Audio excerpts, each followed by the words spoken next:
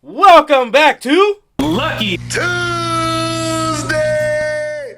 That's right, it's your viewer's champion. And around this time of year, it's all about coming together. Bonding with our families, whether that be predetermined or chosen. Now, I know there isn't a Christmas type episode in the One Piece universe, but there are parallels. So think of Luffy as a Santa Claus type parallel. But he doesn't have a naughty or nice list, and he doesn't deliver presents to boys and girls. But Luffy is a symbol, nonetheless. So for the nasty people that exist and their naughty ways of living, that does determine if Luffy will open up a sack of fists on them. In a way, you can think of Luffy as Santa Paws, okay? Because he can put the paws on you if he doesn't like how you treat others. I mean, to go even deeper, whenever Luffy is around, he does bring a Yuletide Liberation. So let's think in terms of crewmates. Take his first mate, for example, Roronoa Zoro. He is probably the straw hat that benefited the most from Santa Paws coming to town. Because if Luffy never shows up, bringing his Yuletide Liberation, opening up a sack of fists on Axe Hand Morgan, Zoro would be the headless swordsman. But that's just on the crewmate, right? Let's think on a grander scale. Yes, Luffy is the glue that brings his crew together, but he has brought millions of people, citizens, together.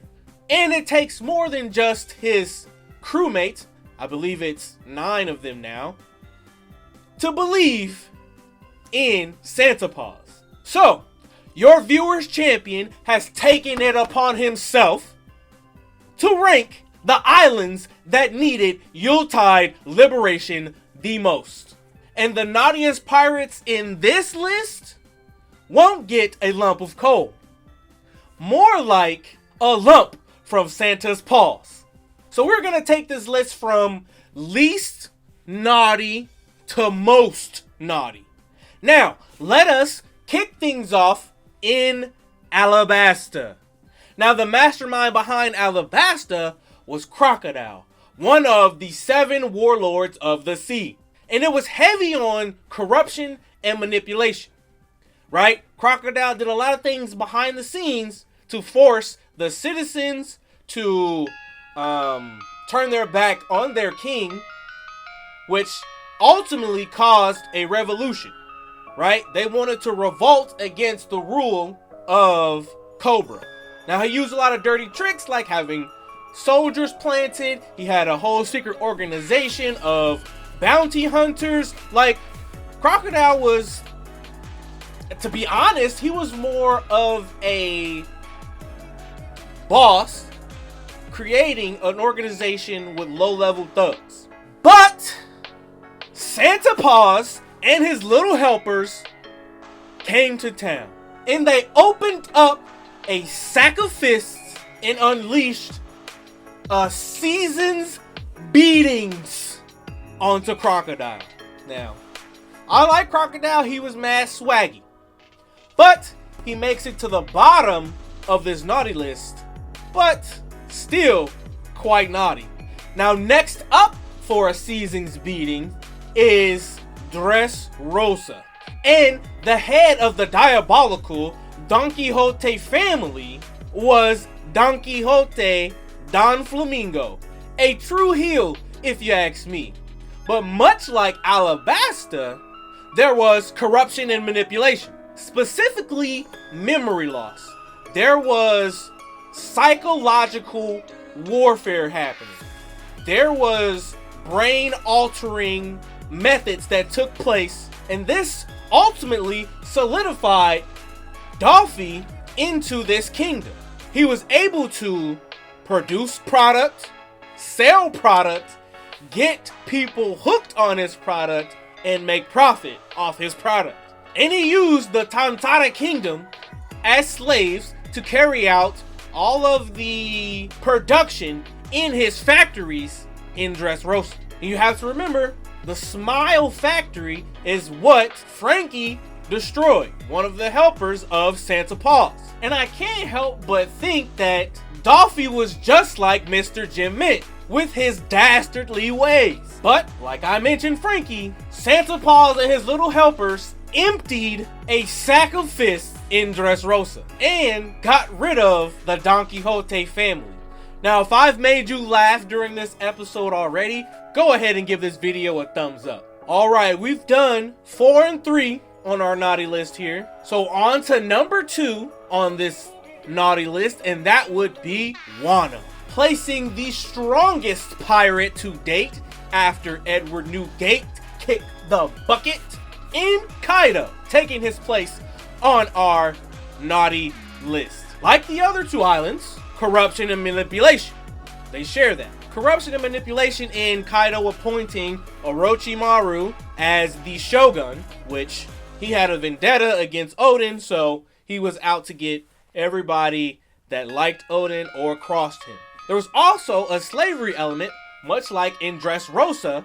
There were these labor camps, and all of the strongest warriors that existed, basically all of the samurai in Wano, were in these camps slaving away for dumplings to survive. Now, the water was polluted in Wano, and famine was running rampant all over the island, except for those that lived in the capital. The citizens that were of lower class lived in terror.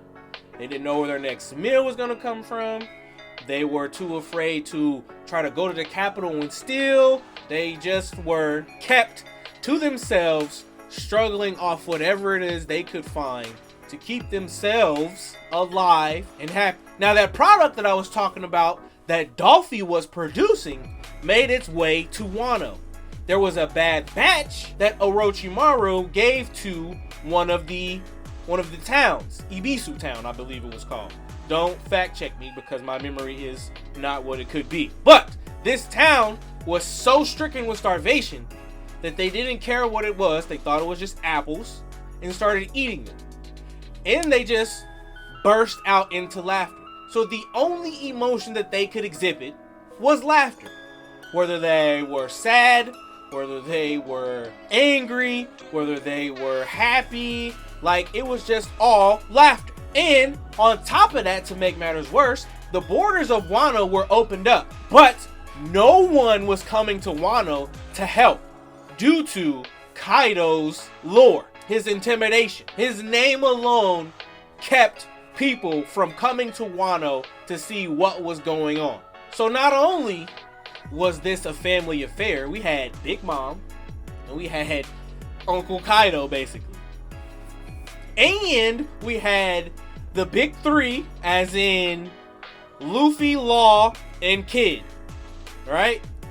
The new generation, or the worst generation as they're called. And the 3 captains were on Wano to fight 2 Yonkos. Now, I know a lot of people haven't experienced a white Christmas, but boy, did Luffy transform into this all-white, pure Yuletide Liberator, okay? And boy, did he open up a sack of fists onto Kaido, Big Mom, whoever was in his way. He went ahead and gave them some season's beatings. But our list doesn't stop at number 2. We have to get to number 1. And I think we all know what the number 1 island is that needed Yuletide Liberation the most.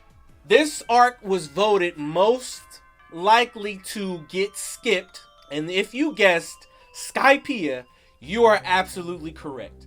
Skypeia had the naughtiest pirate being person to exist in One Piece. It was led by the nasty Inaru. The almighty self-proclaimed god Inaru was diabolical in his time because he manipulated Skypeians into believing that he was God.